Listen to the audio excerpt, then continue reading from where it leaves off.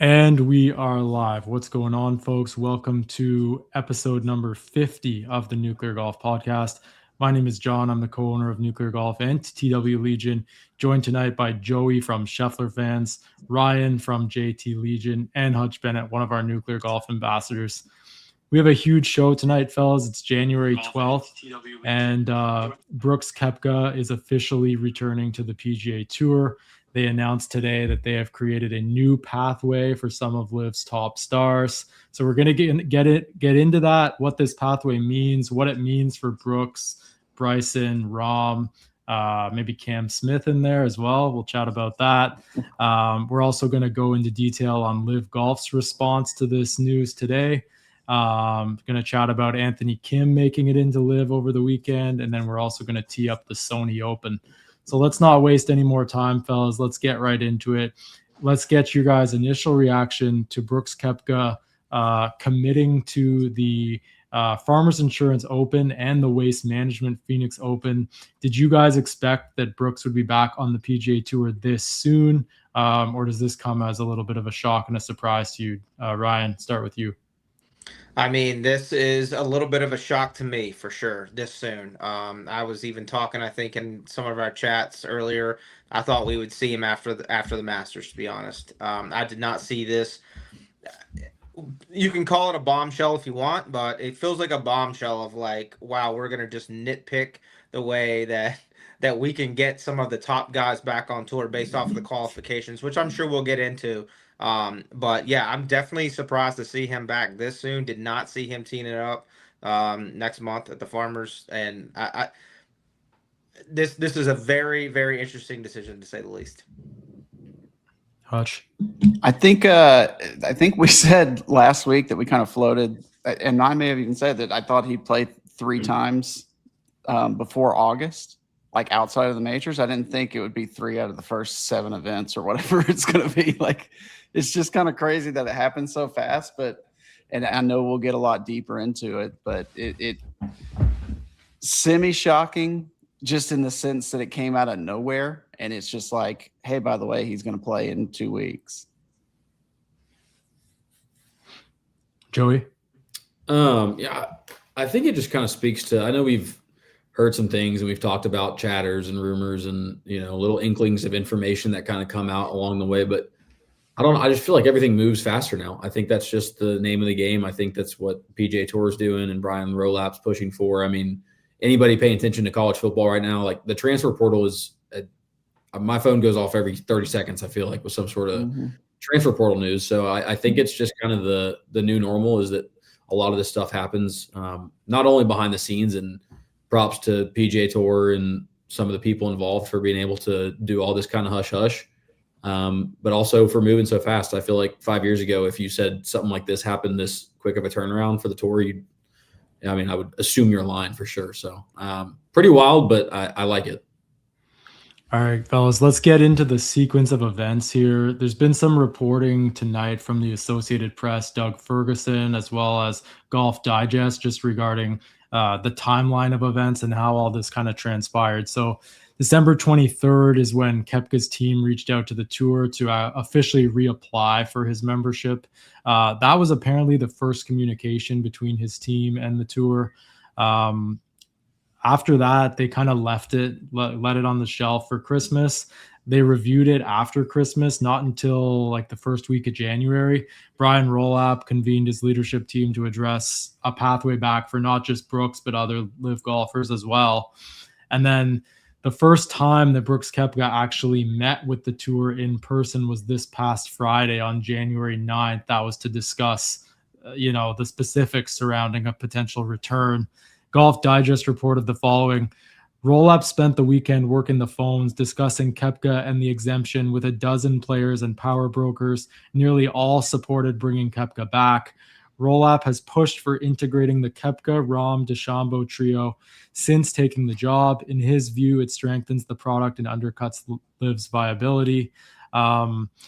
And then today, the PGA Tour announced this returning members program. So let's get a little bit into that. It's for players who have won a major or the Players' Championship between 2022 and 2025. there's literally only 4 guys that fit this criteria. It's Brooks Koepka, it's Bryson DeChambeau, it's John Rahm, and it's Cam Smith, right? That's literally it. The tours extended this same invitation to those other 3 guys. We'll get more into it after. John Rahm's already saying he's not going anywhere. He's staying on Live Golf for at least this season, I would imagine. Probably too much term was left on his deal to just get out of it that easily. Anybody who takes this offer is going to face a 5-year forfeiture of equity. In Brooks Koepka's case, they estimate that it would be between $50 and $85 million. He's also going to make a $5 million contribution to charity, which will be agreed upon between Brooks and the tour. Fields will be expanded for any event that Brooks ends up playing. He's eligible for the Players and other full field events, but not signature events. He'll have to earn his way into those either by winning a tournament or through the Aon Next 10 or the Aon Swing 5, or by being in the top 30 in the official World Golf ranking. So just want to get your guys' thoughts on this creation of this new pathway. Ryan, what do you make of this sort of path back for these guys? And do you think Brooks is going to be the only one, or do you see a Bryson or a Cam Smith accepting this option as well? What do I think of it first? I think this was discussed with Mr. Woods, and I think that he had a lot to do with this decision, based off of the timeline of where they said you had to win majors, because there was a certain guy who won a major in 2021 that's not going to be eligible for this. And then second of all, I think that they knew what they were doing, and I do think some of this is getting spun a little bit. $5 million is really right now all that Brooks is paying, right? Let's be honest. Like, you don't know what equity he would have been earning moving forward, because if Brooks is not in form, then Brooks is not, let's be honest, Brooks has not really been in form for a couple of years. So it's not like you really know exactly what all that equity would have been based off his performance and stuff like that. But I do think this was tailored to this was a nuclear strike, no pun intended. I mean, this was to Live. I mean, they were going straight for Bryson, they were going straight for Rahm, they were going straight for Brooks, and Cam Smith if he wants. You know, we know Cam Smith's motto about golf. He's just good at it. He likes to do it, but it's not his favorite thing to do. So, I just think that this was a very strategic verbiage moving forward. Yeah, I mean, I kind of am with you there. It seems that it was aimed at 3 specific people, like specifically leaving out Cam Smith, but he's just kind of thrown in because he happened to win a major there. So and honestly, I mean, for Brian Roloff and the tour, like, those are the 3 guys you want, and those are the 3 guys that could kill Live basically if they're gone. Brooks was already gone from Live anyway. I think this was a good idea, but to the point of what you said, John, that Rahm said he wasn't going anywhere. Don't blame him. He can still stay there and get his money from Live, because if anything else, this shows you that all the threats that they made in the past about you not being able to come back mean nothing. Mean absolutely nothing. And if you're good enough and if you're popular enough, they'll find a way for you to come back. So I know we haven't got into the deadline that they set yet of February 2nd.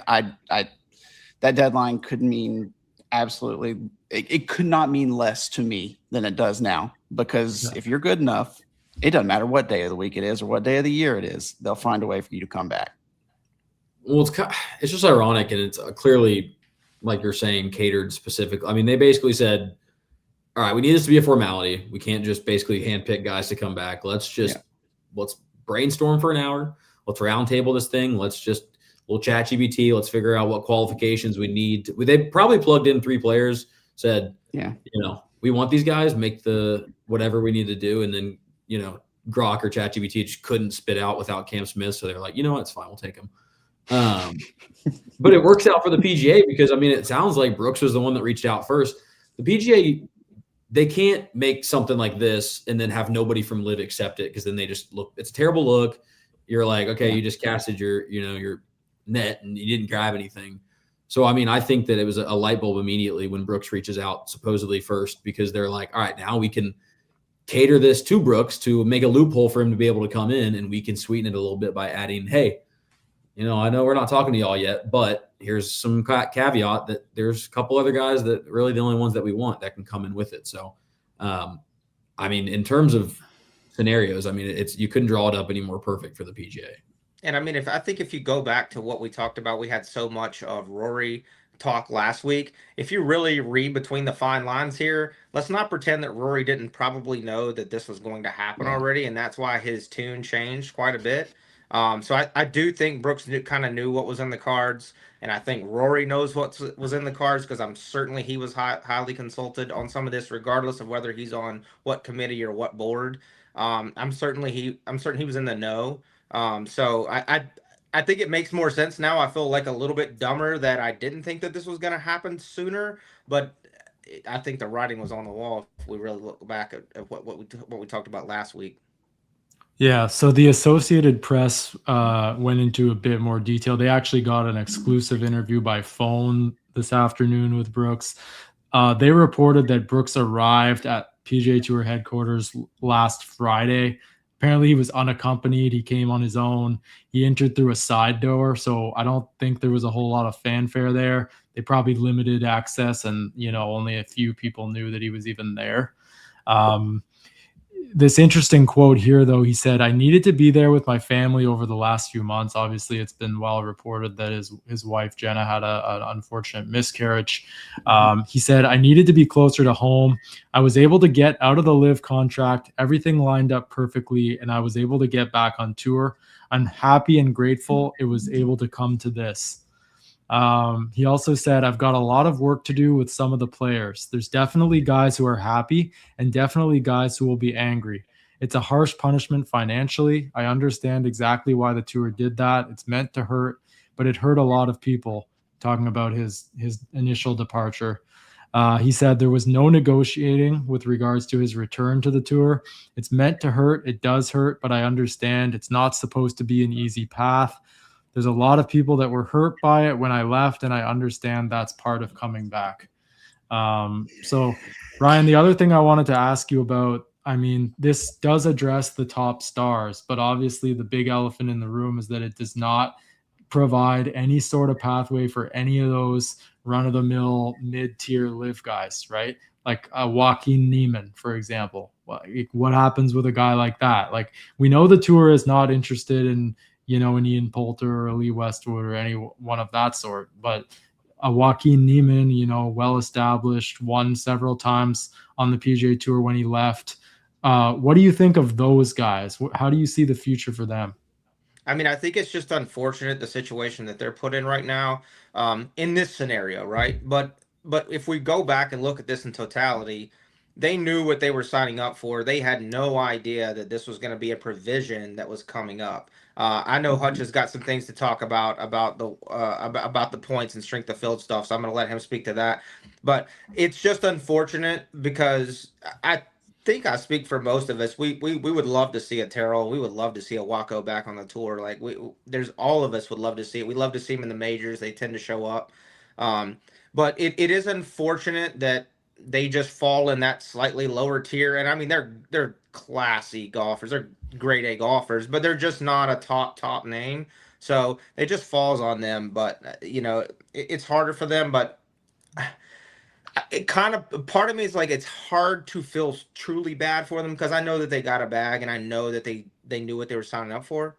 But this is, let's be honest. I mean, these tours are trying to make their tour the most successful it can possibly be, and this is exactly what the PGA Tour is doing. And it's kind of hard, whether you're a tour guy, a live guy, or whether you don't care. It's kind of hard to blame a guy or blame a group for trying to better their business.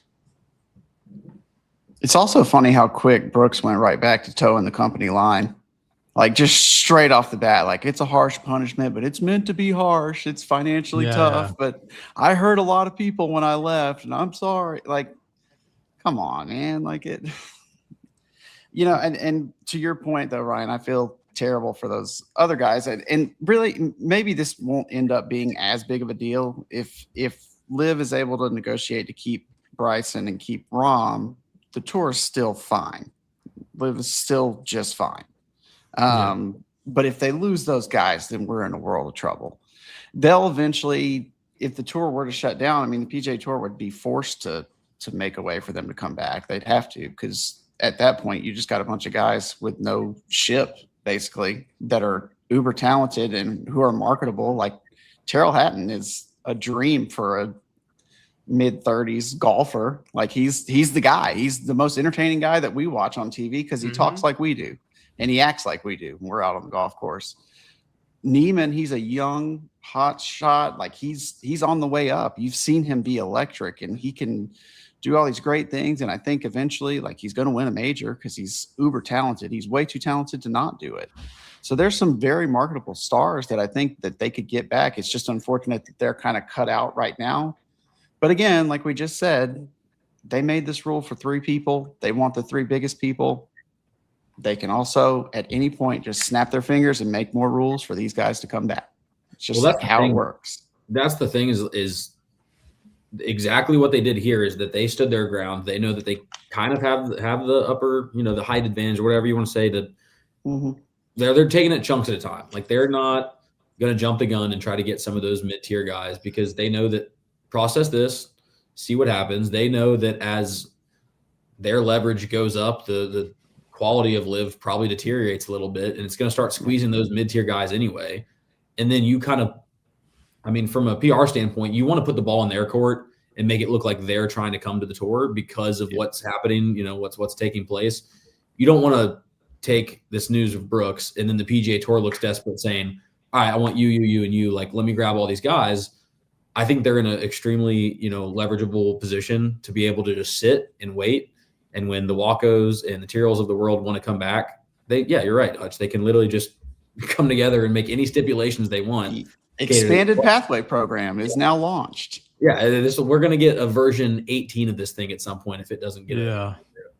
And where it immediately hurts them, I mean, it's not really hidden. If they get world golf ranking points at Liv, which we all kind of think that they will, if they have diminished fields, if their strength of schedule is down, these guys are the Terrells and the Wacos and whoever else you want to put in there. They're not getting the same amount of points as they potentially could have been. And so it hurts them. And those are 2 guys that don't have long-term major status. Yes, they have some status because they've played well in majors, but it's not like they've won a major. And so that's where it really is going to hurt them this year and next year and until, like you said, the extended pathway becomes to fruition. The ultra expanded. But that's the thing, though, too. It's like, it's going to hurt the fields when they get it, when they get the rankings points that we all think they're going to get. But these guys have already been hurting so much for the last couple of years that, I mean, how much is it really going to hurt? Like Brooks Koepka is ranked 244th in the world right now. Is he the 245th best golfer in the world? Probably no. Like, come on, everybody knows that. But right now, these guys are only able to get points out of majors and a couple of DP World Tour events, really. And so, I mean, it's going to hurt the field. Just, I think, more of perception than an actual rankings points because these guys are already so far down anyway from years of not really getting consistent points. All right. Before we go any farther, we're going to get into Liv's response and what we make of that. But tonight, Golf Digest was reporting a little bit on the inside baseball surrounding the lead up to the announcement. They also added a little tidbit in about Bryson DeChambeau because, he's one of the guys that fit this criteria who would be able to come back. We all know that his contract is up at the end of this season.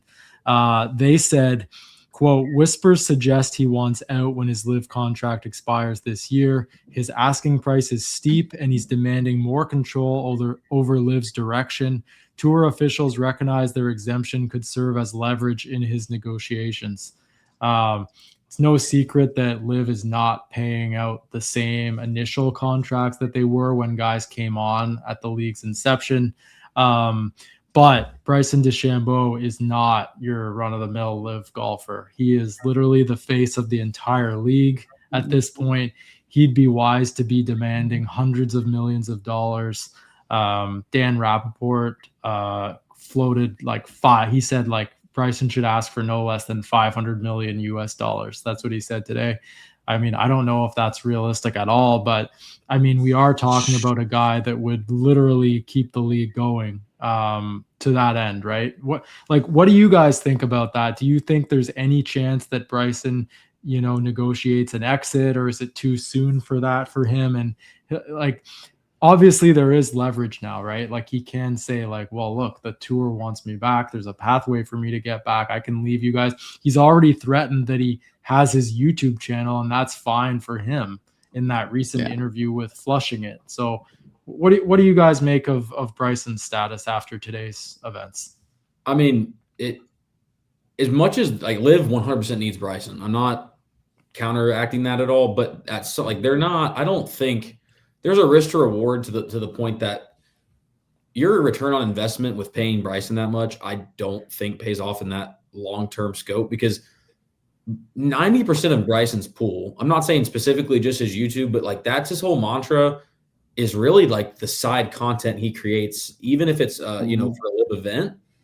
It's not necessarily like to the live tour. I don't know that as many people that watch Bryson's YouTube content or wherever he makes content are itching to get over to watch him on a live tournament. I mean, I'm sure it helps a lot, but not 500 million a lot, not even 250 million. Like, I know we say Liv's got an endless amount of cash to throw at players, but I know it's also tightening as it kind of restricts here, and they don't know whether or not the trajectory is going to be worth paying that much money. In the beginning, when you say we can start a whole new league and all this stuff, you can justify all those payments. When you're talking about keeping one guy around whose majority of his pool is to social medias and not even the tournaments that you're trying to fund, the risk from a business standpoint, it seems like an absolute nightmare. But if they got the money and Bryson wants to go and fish it out, then be my guest, Well, they've got the money. It's just going to be like your point of them pulling from their pool. Like the pool is endless, but they're not stupid with their money either. There's a reason why they have that much money. Stupid people don't keep that much money, right? Like they don't make terrible, terrible decisions. So, I mean, to your point, like, yeah, there's a case to be made that he may not be worth that. But again, from like a PR standpoint, from a league standpoint, like he's vital. He's it. Yeah. You have to have him if you're going to be a viable option. You have to. There's just no getting around it, because the other guys that you could have that are on that level are Rory, Tiger. You can't get them. They're gone. They're gone. They ain't coming. So you've got to keep the guy that you've already got in house. You have to, no matter what it costs. And that 500 million seems low to me. I'd go out and ask for $1 billion. It's just a drop in the bucket.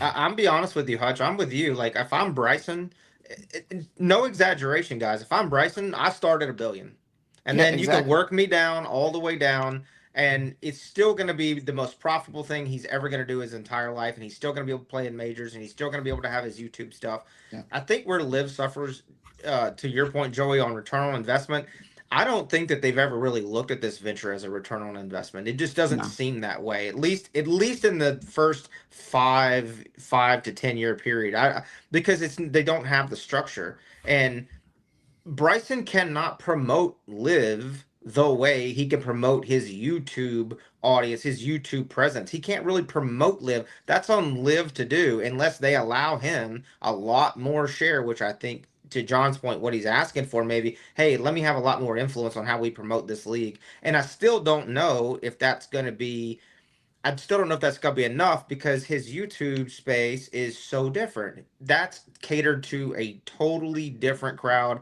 a totally different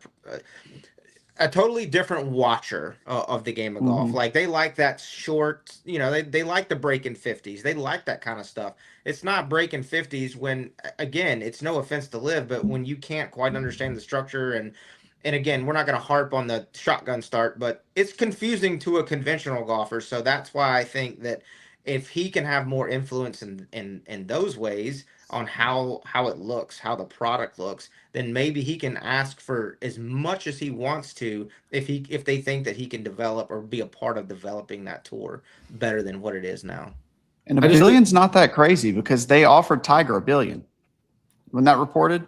Okay, It was like 8 or 900, at least 8 or 900 million. So close. And that guy couldn't even play golf when he was getting offered. This guy can actually play. but the like Tiger going to the tour would have been, because again, my point is that at what point does it become a deflection of all the entertainment, investments and the structure of all that versus is paying Bryson that much going to benefit the actual? I'm talking about tour events. I'm talking about stops. I'm talking about TV viewings for tournaments. Yeah. Or at what point does that money get split off and then you start having conversations of, okay, we own all this you start your own entertainment side piece where Liv owns this giant collection of side golf entertainment for YouTube and all different kinds of sports, entertainment stuff like that. It's just, where's that breaking point for where you can actually pay him enough that you can see sustained growth in these tournaments just by him being a figurehead of the tournaments before you start branching out to other entertainment? That's definitely, there's a good point to be made there. Like, he doesn't have the same drawing power as Tiger, like in a tournament. Like if we've talked about it ad nauseum on the show, like Tiger playing in a Champions Tour event, it's going to immediately be must-see TV. And if it's local to you, you're going to go to it. You're going to be there because it's Tiger. So to your point, that's definitely fair. But still, like, this is a whole new generation of, like you say, the social media viewers, the YouTube consumers, all those guys, that the young kids that Bryce is bringing in. Because I don't know that the difference necessarily is the next 5 years for Liv so much as the next 10, 15 years. If they want to make this thing a long-term deal, you got to get those guys in early, get the young kids now who grow up on it, and then eventually just it expands and develops into further and further and becomes a bigger and bigger entity. And let's not be mistaken real quick on Bryson. Like, his draw is he's bringing young people to the game of golf. Mm-hmm. He's not bringing young people to the game of tour golf, playing 4 rounds, playing 72 holes. He's trying to get people into the game of golf for health reasons, for getting people off of their screen time reasons, to get people out to enjoy it with their friends, their family, create competitions. That's his draw. Has never been, at least I've never heard him say, man, I can't wait to get all these kids into the tour. Because let's be honest, there's only the top 1% of 1% are the guys that are going to be on tour anyways, or on any tour. But if he can get them into enjoying the game of golf and truly grow in the game, which I think he is doing with YouTube, to be honest, that's his draw. It's not Liv. And it's not the tour either. It's his game. His draw is just to get people into play. Yeah, last quick note on Bryson. I think you guys probably recall last year there was some rumors that there was they were at odds potentially, Bryson and Liv, with regards to who owns his YouTube channel or who has the rights to it. It's hard to believe that Liv would have the rights to that, because like that's literally one of the reasons that Bryson went over to that league, right? To have control over his own media properties. So I'm not sure how much truth there is to that. It was just rumored at that point, saying that they were at odds over it and they needed to figure that out. So who knows where things stand with that. Maybe it's playing into the negotiation, maybe not. I'm not sure. We should read the Liv response though here. I'm just going to read the Liv response to today's news. They put out a statement across their social platforms this afternoon saying, quote, "From the outset, Liv Golf has championed an open ecosystem and freedom for all, not just for a limited few." Quick tour shot there. One that supports players' rights to compete across various platforms, reinforcing the belief that the growth of the game is best served when the game's best players are empowered to seek the most competitive environments around the world. Liv Golf's vision remains unchanged: to grow the game of golf globally. And as that vision gains momentum across the broader golf landscape, the capacity to deliver on it continues to strengthen by expanding pathways and opportunity beyond any single institution or interest. As the world's golf league, Liv continues to offer the best professional golfers the most competitive, challenging, and lucrative environment in which to pursue greatness on a global scale. Hutch, you're laughing about it. What do you make of it?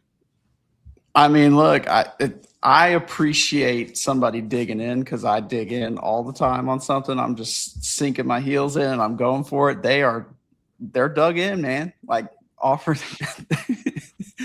Only they could spin something like this after losing a huge name like that into something positive, which I love. Like, hey, let's keep it rocking, let's keep it rolling. But we've got to, we've got to secure Bryson. He's the big guy. That's the only story that comes out of this for me on the live side, is that we have to keep Bryson.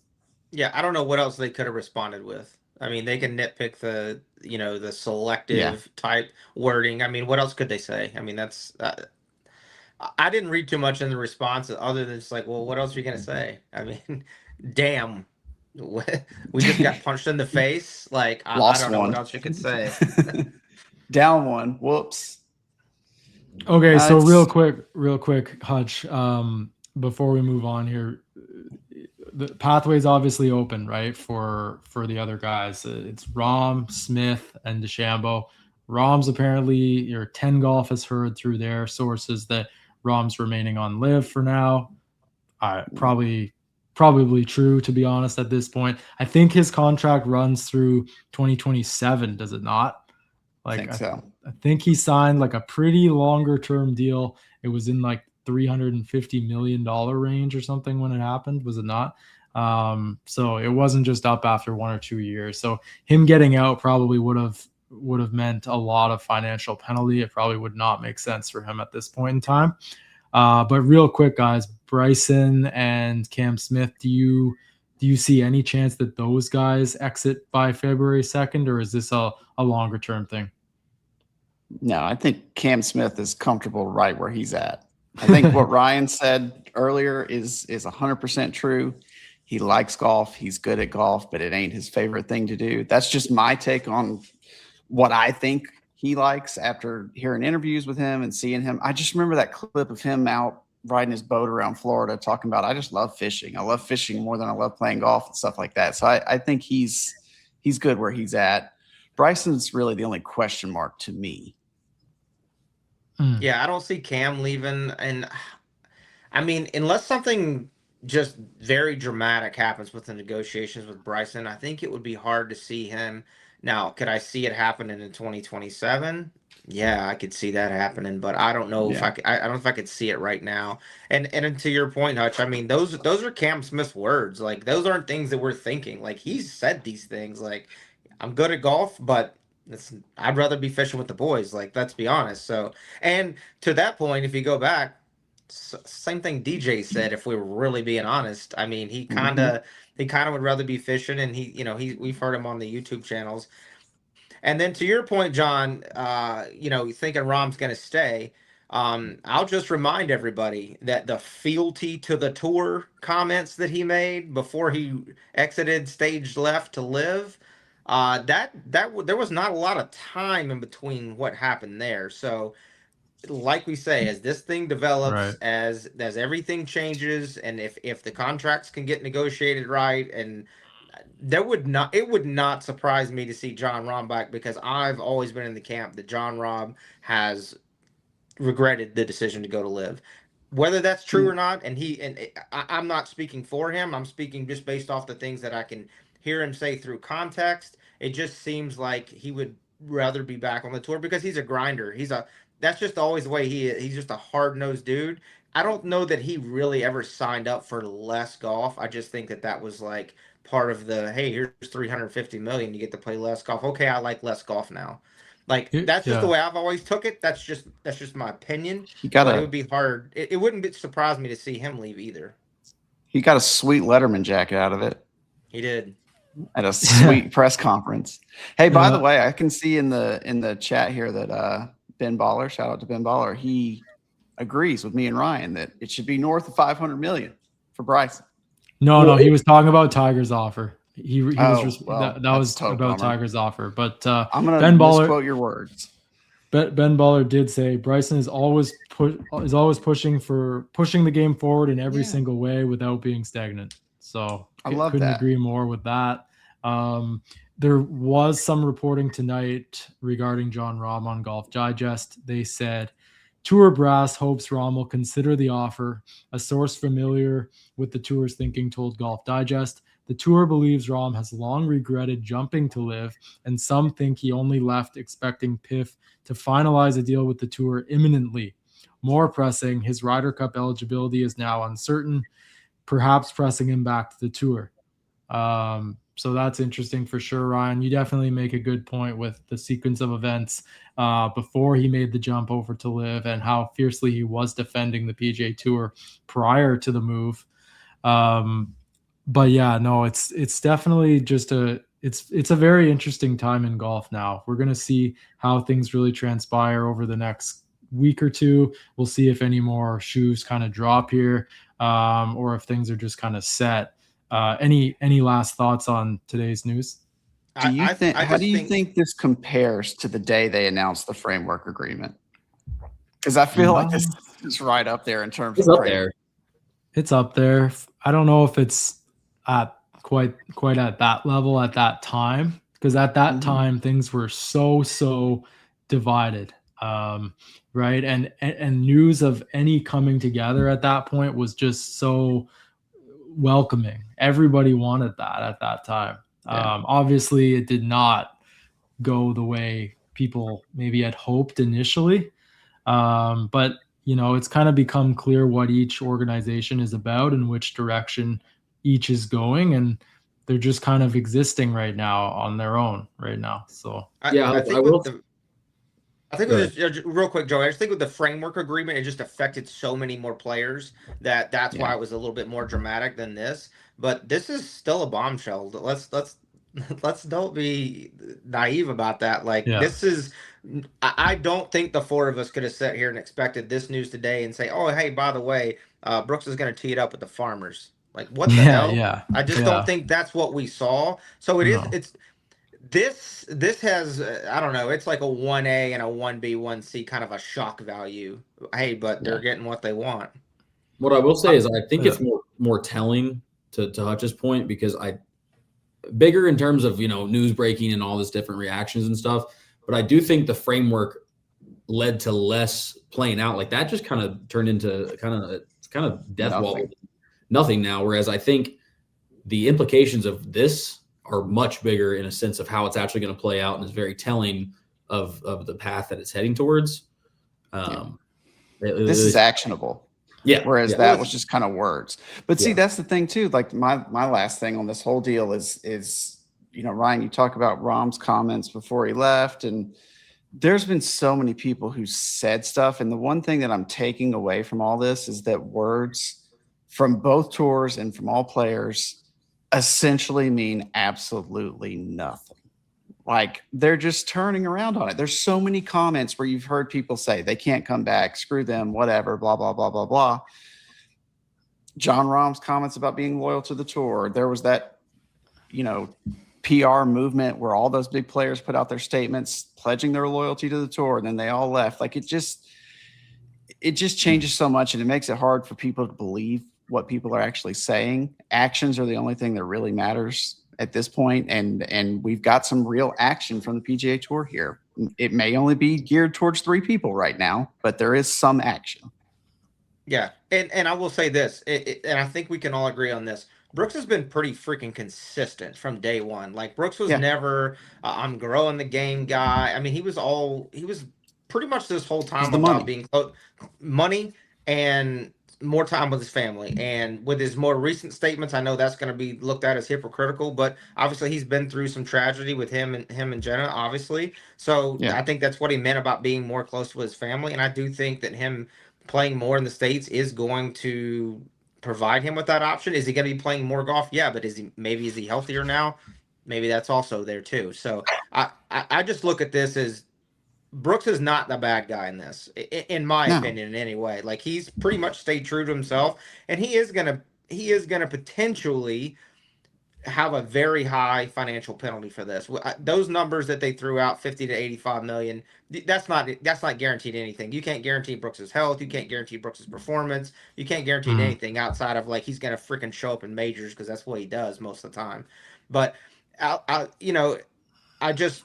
I just don't want him coming out looking like the bad guy, even though I know there's a large sector of our audience that's probably just going to say, he's a hypocrite about all this. But I just don't see it that way, because we would all do the same thing. Let's be honest. Is it public record? Like how much have players actually been paid out as part of this equity stuff? Or is it just hypothetical money at this point? I don't know the full particulars surrounding the program, to be honest. I know they just recently expanded the program to include more guys. Initially, it was just kind of the top guys, but now it's been expanded. Um, the original deal was the like Strategic Sports Group was investing 1.5 billion, and then they were going to invest an additional 1.5 billion if a deal had come to fruition. Right, that was like the original thing. The equity stuff, I'm not sure. I don't think a lot of it is disclosed, to be honest. A lot of the details are private. But guys, But a lot look of at the this equity comment. stuff is gonna be, right? Like equity stuff is not always super transparent. Like it's not like it's a Yeah. contract. It's not like, oh, we've got to get this guy under the cap, so we have to disclose. Yeah. So, I think that's based off of how they work their financials on the back end, because equity is based off of how much money you make and how much money you spend and what the hell's left over. Let's be honest. So Fellas, we we don't have really a know. Fantasy money at this point. comment here from Shane over on X who says, "What about Wesley Bryan, who obviously I'm is saying. serving out a suspension for simply participating in a live creator event? I believe is that Joey. Is Yeah, it's that a YouTube what his video. suspension came from? Yeah. Like what happens for him? Like Right now, the tour is not concerned with it. I'll tell you that. Like until someone makes like Brooks is like 99.9% of their focus. It's a valid point, 100%, because you're talking about optics and you're talking about a guy that walked away when it was the whole craziness of all that happens. And Brooks was a major key of walking away from the tour and kind of a pioneer of live. And you kind of welcome him back with open arms. And then Wesley Bryan's just trying to go maybe make some extra money, get his face out there a little bit more. And they just strike him down. So they'll figure it out. Like it's going to be a slow play, but they'll agree on something, especially with the cards kind of in the PGA Tour's hands right now. And this we is talked no about how shade at stupid it Wesley. was at the time. Like we all talked about how stupid it was at the time that he was suspended for playing in a YouTube event. Yeah. And this is not shade at Wesley, like by any means, like, or a player of Wesley's caliber, like, but the tour's language today was very specific that we give a damn about 3 people right now to come back to the tour. Let's be honest. Like let's just say it how it is. It's not, and you can throw Cam in there too, sure, but we know what they were looking for. And they've literally said that in the Golf, like they're, providing sourcing to Golf Digest, and it's literally about those 3 guys. Brian Rollap's telling, like whatever these sources telling Rollap, that's who he's been targeting since he became the CEO. To integrate those guys back into the tour, however he can do it, would be a positive development. Speaking of developments, we have an update on the Pat Perez situation. It was reported a week or 2 ago that he was going to be serving out a 1-year suspension, not for his play on Live, but for being a broadcaster on Live, which everyone didn't seem to really agree with. Well, his bio over on Instagram has been updated, and it says reinstated to PGA Tour. That happened over the weekend. So, he was kind of the first shoe to drop here before this Brooks news even came out. So maybe Pat Perez is on to the Champions Tour. That's what he had been wanting to do for quite some time now. Seems that things didn't really end the best with Liv, and now he wants to pursue the Champions Tour. He turns 50 in March, so it'll be interesting to see if he makes an appearance over there in just a few months. I want to get into the 2026 Live wildcards. Richard T. Lee from Canada was first place in the Live Promotions event over the weekend. Bjorn Helgren was second, and third place, earning a wildcard spot, Anthony Kim. He's earned his way back onto the Live Golf Tour. This is definitely a positive for Liv, this development. He played so well over the past few days. I did watch most of the final round yesterday. Mm-hmm. He was hitting shots when he needed to, recovering, making putts. He clearly has the game. It's pretty wild to only pick up his sticks a couple months prior to his comeback, and then obviously grinded it out as a wild card for those first 2 seasons. Now he's fully earned his way back. What do you guys make of Anthony Kim? And he said, the winning is about to come back. Like he said, he's going to win tournaments soon. Hutch, what do you think?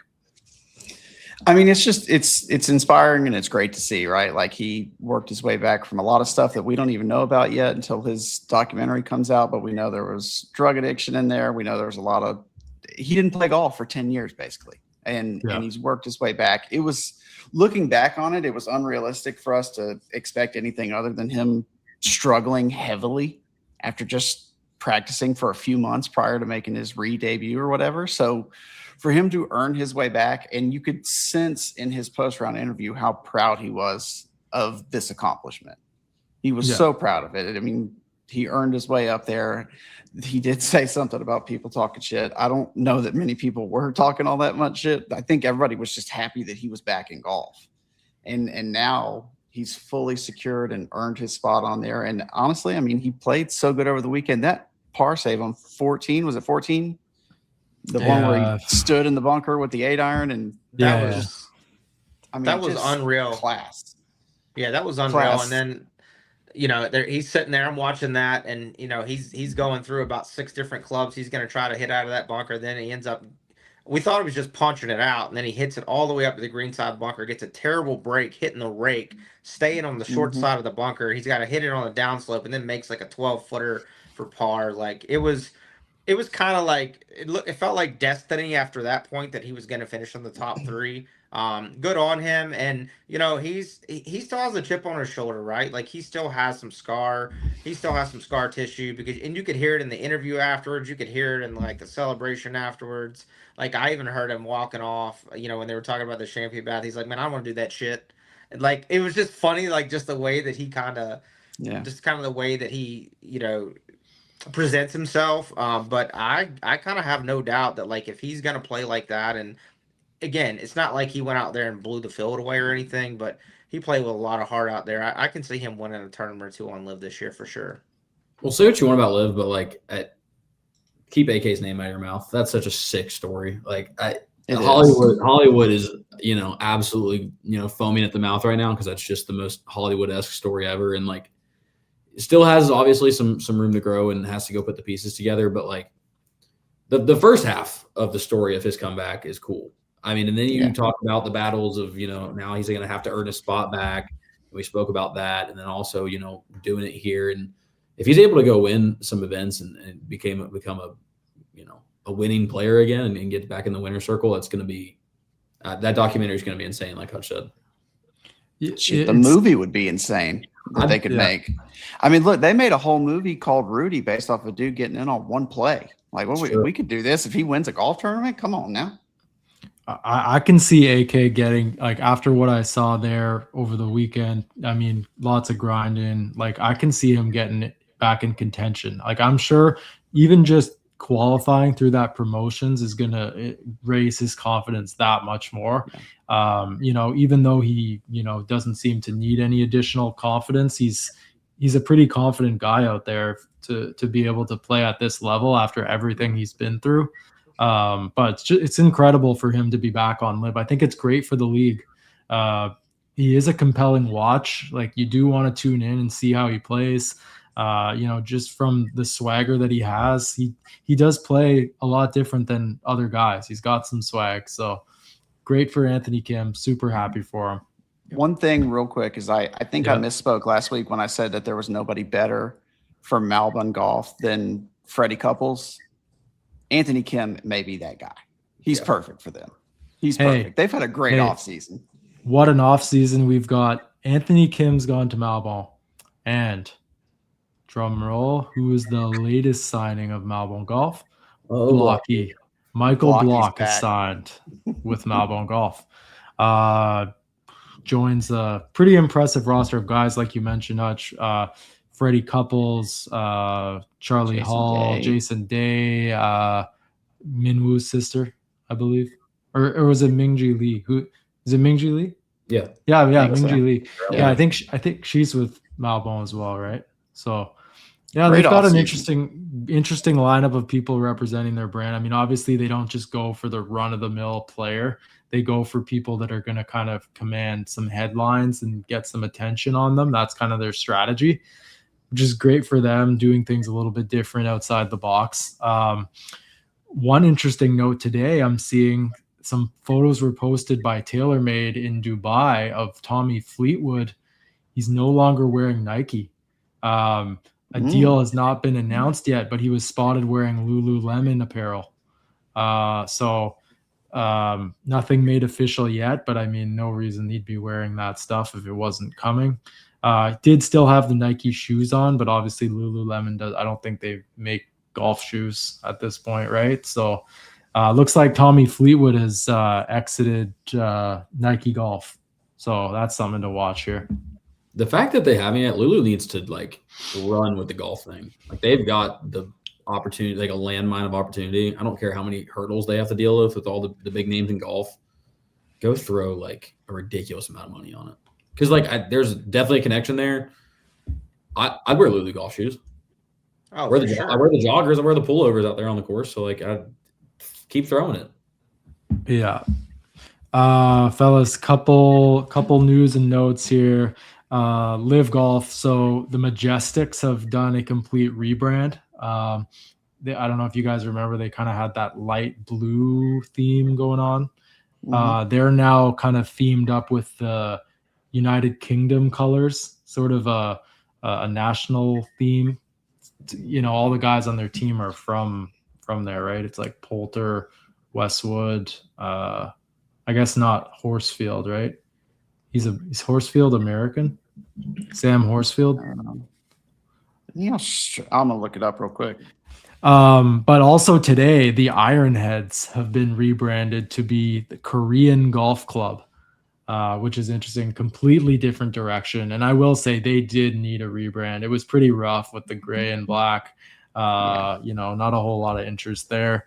One guy, Horsfield's Josh English, by the way. Oh, he is. He is Okay, UK, so yeah, it's perfect for them. Josh Carpenter reported today that Ben On was spotted at the Live Preview Week in Florida, alongside Thomas Dietrich as well. That's a guy that was reported to be going to Live. I don't believe that the signing has been made official just yet, but one of the better gets for them this offseason. Ben On is a two-time DP World Tour winner. He's obviously from South Korea. It's believed that he will probably be signing with this club, right? The Korean Golf Club, I imagine. It was well reported that the Ironheads were trying to sign several guys from Korea, including Siwoo Kim and Sung Jae Im, both of which obviously didn't pan out. Ben On's been also rumored for quite some time, so I think this is just kind of getting across the finish line here shortly, but all indications point to him joining Live shortly. PGA Tour is back this week. Sony Open, pretty good field. Ryan, who are you looking to watch this week? Obviously, we don't have the Century this year. It's just getting going at the Sony. Golf Digest has also reported this past week that this could be the last time that we see the PGA Tour tee it up in Hawaii. The future of the PGA Tour in Hawaii is very, very uncertain now with this new reimagined schedule that could be coming to fruition in 2027. What do you make of this potentially being the last time we see golf in Hawaii? I mean, I don't agree with it. I don't like it. We talked about before we came on. I mean, we've seen some recent photos of Kapalua, and it looks pretty much amazing. So it's kind of disappointing that we're not starting there. I love starting the season in Hawaii, and I would venture to say that a lot of the tour guys too. It's like a nice January vacation for them, and get to start. It's kind of I won't say it's lackadaisical, but it's just kind of a nice way to get yourself into the season, and it produces great winners too. Let's don't be mistaken about that. I don't like that. I think we need to play golf in Hawaii. As much as I think we need to expand different locations in this in the continental, like I do think that we need to play golf in Hawaii. I mean, we got some good golf courses over there. And as far as this week, hey, I'm going, Team USA, man. I'm looking for Russell Henley or Keegan Bradley to probably come out with a good performance this week, to be honest. In Morikawa playing? Yeah, he is. Colin? I Who? think that'd be a good one to watch out for. Oh, I get it. Yeah, I agree with Ryan. I get it. I know we talked about the strategic move of trying to change the schedule and stuff, but I don't think it's taking that much from the schedule. I'm sure that there's some minute data to it that is making the tour possibly consider that option. At the time of the year, I think it just gives a good preview to the PGA season. Like, I think I don't know, when I go and turn on that TV and I see it's like 80 degrees and sunny, I'm like, this is going to be awesome 3 months from now when I get to experience this. It's like it's slowly creeping. And you're right. It's like beautiful golf courses. It just gets you in a good mood to see somebody else enjoying beautiful golf weather. And it sets the tone right for the PGA season. So, I mean, it's unfortunate. I hope they don't go that direction. If we can even just keep a little Hawaii in there, that'd be great. You just look at it geographically. It's like, hey, they start out in the middle of the ocean, they work their way back to the West Coast, and then work their way this way. Like, it's just nice. The only thing that I've heard, and I don't know if this is legitimate or not, but it kind of makes sense because Hawaii is expensive to do everything out there. But they did say it's the production cost to put on golf tournaments out there is what a part of their decision is. Whether that's true or not, I don't know. But I don't think we should move away completely from Hawaii. At least one tournament. Yeah, just keep one of them. I think that's a good compromise. I mean, I get they're reducing the schedule or whatever, but this is kind of like to your point, Joey. It's the traditional kickoff of the season. It's fun. It's a nice little preview of our own lives that we get to see in a few months. I don't agree with losing it, but Kapalua is so great. Like, there needs to be something there of substance. Nobody's writing home about the Hall of Fame game. I still watch it every year. It's just because it is means for what is to come. Yes. When that happens, football season's here. We're gearing up. Like, it's just same with even spring games for college teams. It's like, you know what? Someone's playing football. We got pads on. We're out there throwing. Just a fucking great example, Joey. We all look forward to them starting off the year with between 400 and 460 yard drives on some of those holes. Like, we love seeing that. Like, who doesn't want to see that? I mean, that just gets me into the year. It makes me think I can hit it further potentially, which I know I can. Fellas, we also have the Dubai Invitational taking place this week. Rory has gone back across the globe to Dubai. He's playing this week. Tommy Fleetwood, Lowry, Francesco Molinari, Patrick Reed, Ryan Fox, Nikolai Højgaard, Eugenio Chacarra is playing. Some notable names over in Dubai this week. Not a fully loaded field, but obviously lots of guys playing at the Sony this week as well. Sony is a long time coming. It's been so long since we've had a real golf tournament taking place, so it's just so great that golf's back this week. Any closing thoughts from you guys on? One thing I wanted to mention after we had our episode last week, the WTGL League was announced, which is a women's edition of the TGL Golf League. It's going to be apparently launching following the conclusion of the 2026 LPGA season. Ryan, what do you think of the WTGL coming to fruition?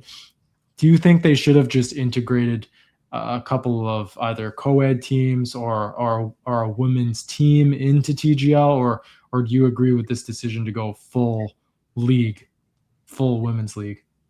I mean, this whole thing is still such a startup that I don't want to give it too much criticism, but for me personally, I think that TGL would be a fantastic co-ed product. Just across the board, I think it would be palatable for TV for a multitude of reasons. I think it would bring in a lot more of the women's game, of people who watch women's golf, which I enjoy women's golf. Just imagine if you could have a Nelly Cordo or a Charlie Hull on there. I mean, come on. Like, we know what ratings that's going to do.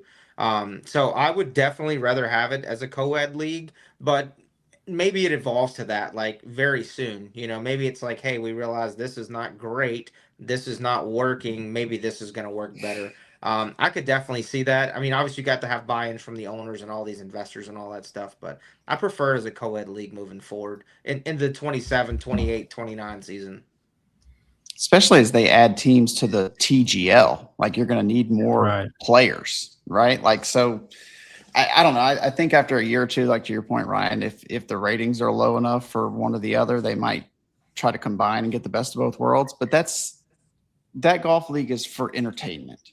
It's not the competitiveness that you're out there for. So I think, to your point, it would be absolutely the perfect thing to be a co-ed league.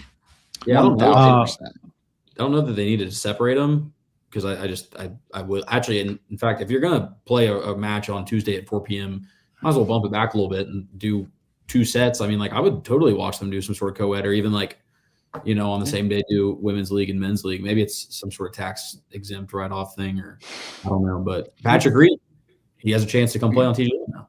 So and we've seen already this year so many substitutions, like last minute. Like that just seems like it would fit perfectly to have at least the women on the roster. That'd be sick.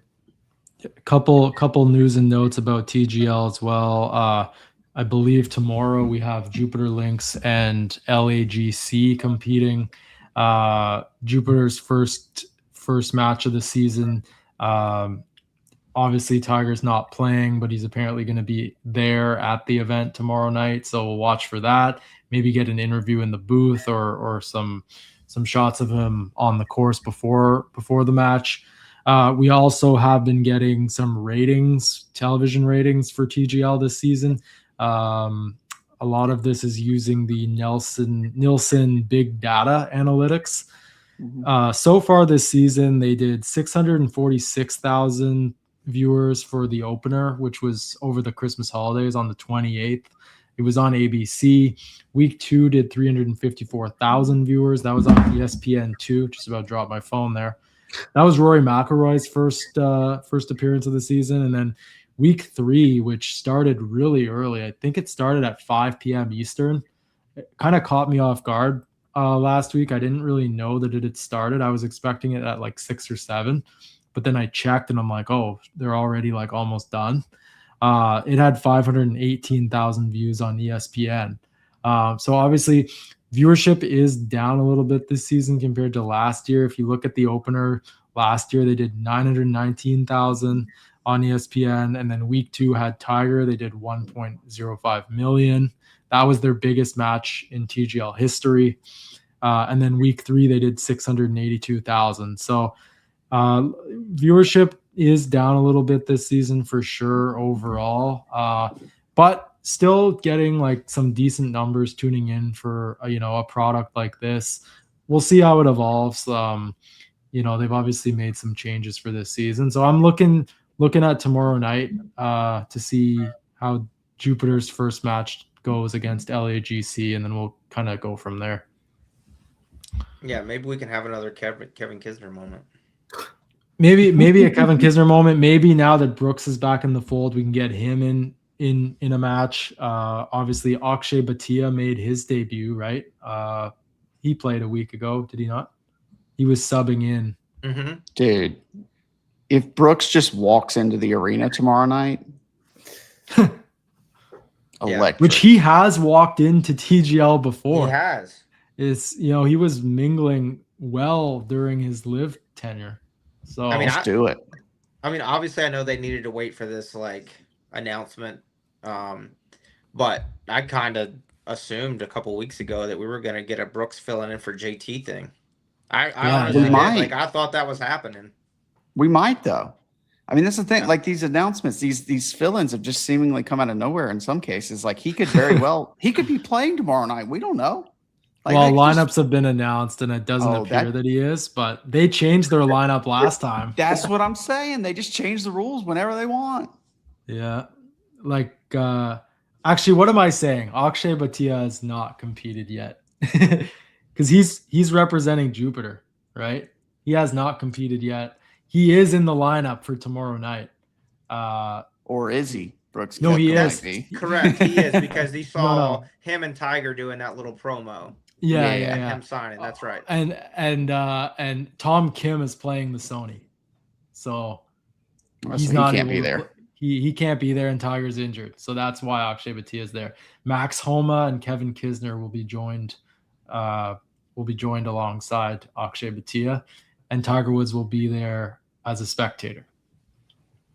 So see how that goes tomorrow night.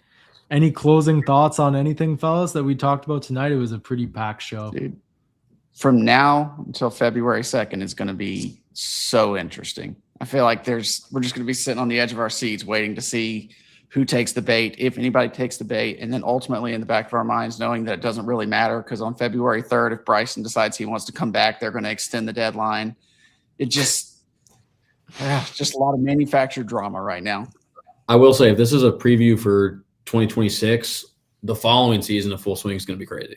Like this season is probably crazy. The following is going to be, I'm all about it. If this is what 2026 is going to be like, we're going to get some, COVID drama.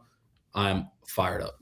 Yeah, this is all good for the game of golf, in my opinion. This is going to have more eyeballs on it. There's going to be more drama. There's going to be more storylines. I'm down for all of it. And if Bryson and John Rahm want to check out and come back, I guess 2027 will be an interesting year for Liv. All right, fellas, I think we're going to wrap it there. Just want to thank everyone for tuning in tonight. We had over 10,000 viewers so far on X. We appreciate you guys for tuning in and supporting our show. As always, you can find us after on Apple Podcast, Spotify, and Amazon Music. We also upload our pod to YouTube. Figuring out if we're going to be going live on X all the time or just sometimes. As we've mentioned numerous times, we have some interviews coming up over the next couple of months, so be sure to stay tuned for those. Some pretty sweet guests are in the pipeline here, so we'll get to that shortly. But yeah, until next week, this has been episode number 50 of the Nuclear Golf Podcast. Been joined tonight by Joey from Scheffler Fans, Ryan from JT Legion, and Hutch Bennett, one of our Nuclear Golf ambassadors. We appreciate everybody for tuning in. Be sure to subscribe to our show wherever you get your podcasts, and we look forward to seeing you all on the next episode, next Monday night, for the next episode of the Nuclear Golf Podcast. Until next time, catch y'all later.